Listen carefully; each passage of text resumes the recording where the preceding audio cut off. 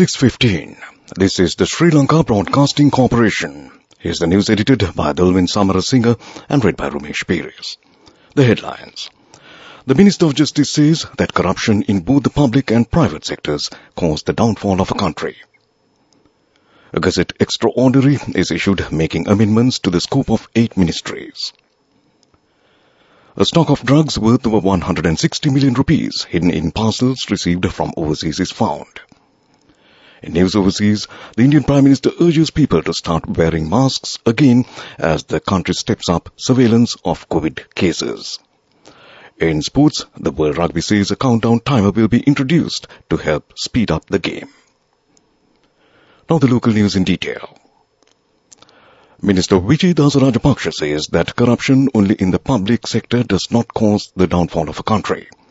The corruption in the private sector has an adverse effect on it.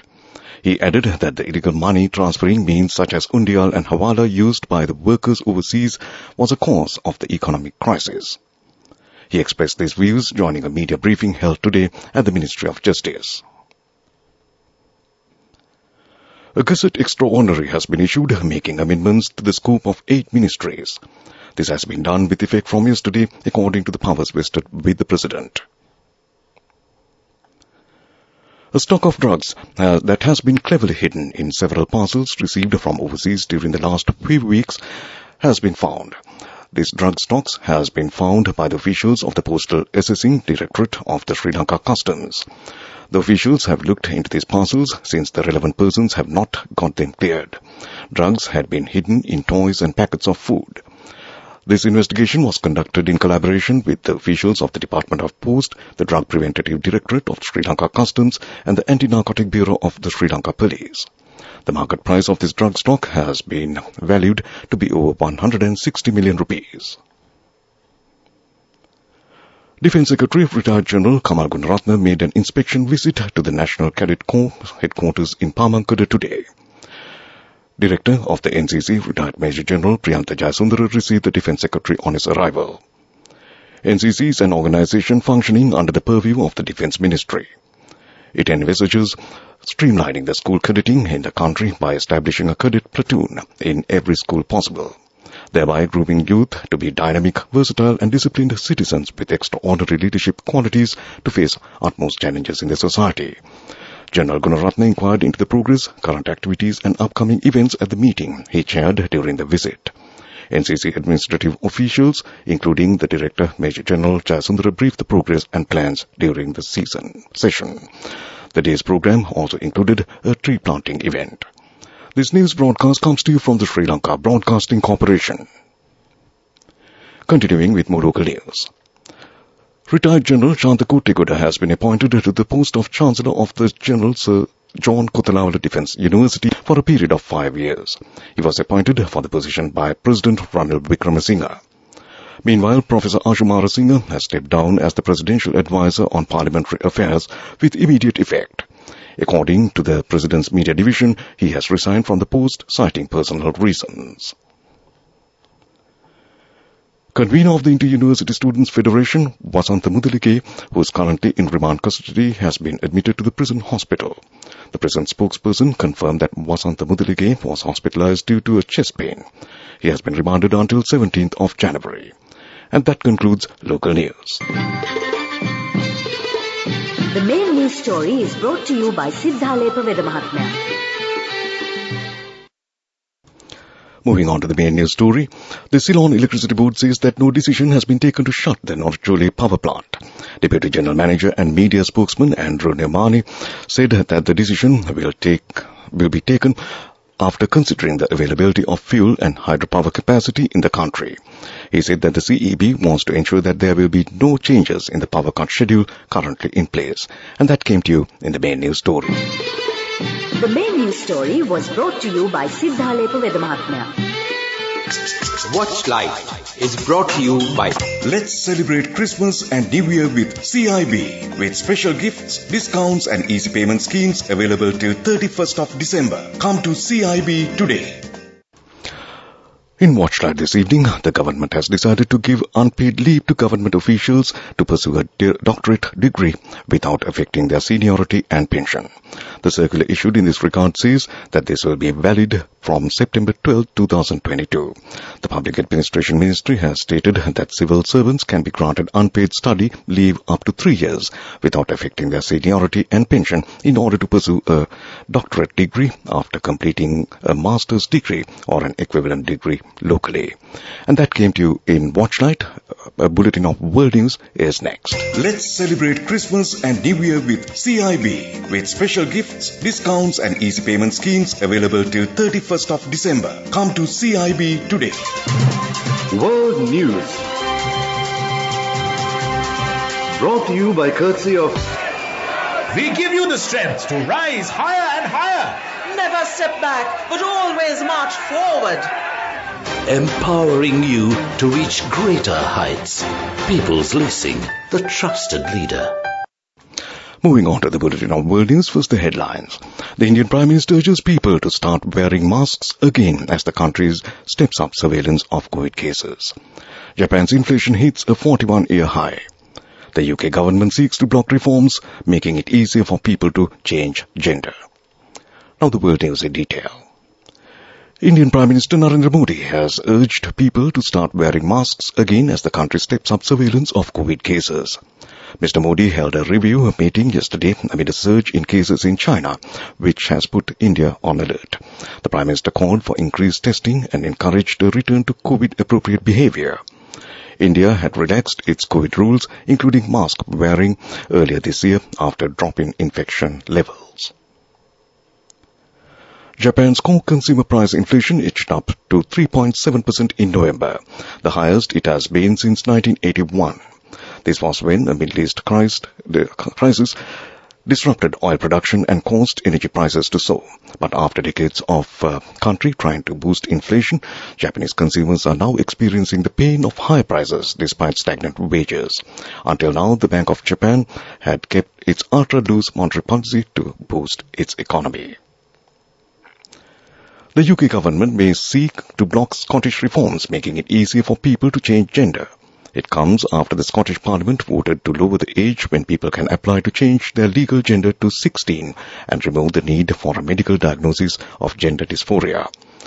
But this has prompted a clash with the UK government, who has concerns over safety for women and children. Nicola Sturgeon's Scottish government says it will fight attempts to stop it. Back to the headlines of the world news. The Indian Prime Minister urges people to start wearing masks again as the country steps up surveillance of COVID cases. Japan's inflation hits a 41-year high, and the UK government seeks to block reforms, making it easier for people to change gender. And that concludes World News. World News. Brought to you by courtesy of... Amidst all challenges, we will rally around you and advance. In the face of hardships, let's stand strong together. Empowering you to reach greater heights. People's Leasing, the trusted leader. Development News. In development news, a number of projects in the Hambantota International Ports Industrial Park are nearing completion. In spite of slowdown during COVID-19, this international industrial park has secured over 40 projects from over 8 countries and has emerged stronger as ever, adhering to the HIP speed concept to relieve construction and meet deadlines. A plug and play park in park facility by Senji Shenzhen Group will be completed by the end of the year. The $15 million facility will provide one-stop services to light industries. And that was development news. Moving on to sports news, first it's rugby. The World Rugby says a countdown timer on scrums and kicks at goal will be introduced in January to help speed up the game. The shot clock means players will have 90 seconds to take a conversion and a minute for penalties, or the kick will be disallowed. New rules also state scrums have to be started within 30 seconds and line-outs formed without delay, with penalty kicks to be given for time wasting. The rules come into place on 1st of January.